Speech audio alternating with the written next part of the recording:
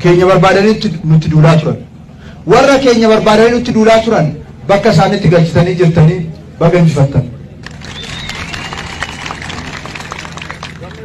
Kaan rabbi isinirraa fuudheera kaan mana hidhaa galeera.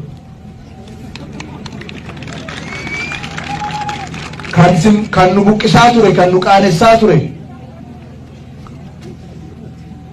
kan faallaa nutti deemee waraana nutti bobbaasaa ture kaan qaallitti jira kaan immoo rabbi fudhate sinu beektu.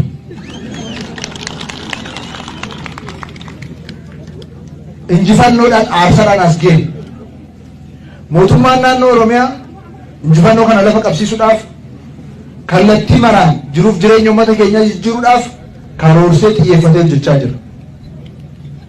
Karoora isaa keessatti dhimmi murteessaan carraawwan Oromiyaa keessa jiran tokko tokkoon baruu hubachuudha. Carraawwan sana immoo karoora qopheessee hojiitti hiikuudha. Akka Harargeetti carraa guddaan jiru tokko jimaadha. Kuduraaf muduraadha.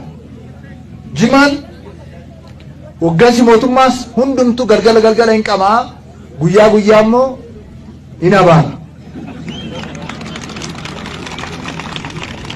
Sun hin taatu jechaan namni akka qabamu jajjabeessinuu hin qabaminaa.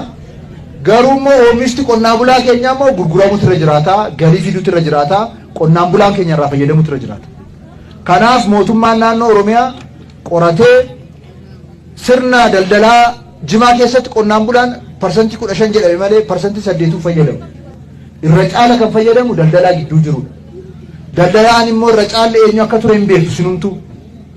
Kanaaf kana hiikuudhaaf aksiyoonota hundeessuu, kana hiikuudhaaf seerota kan afaan ol qabatan akka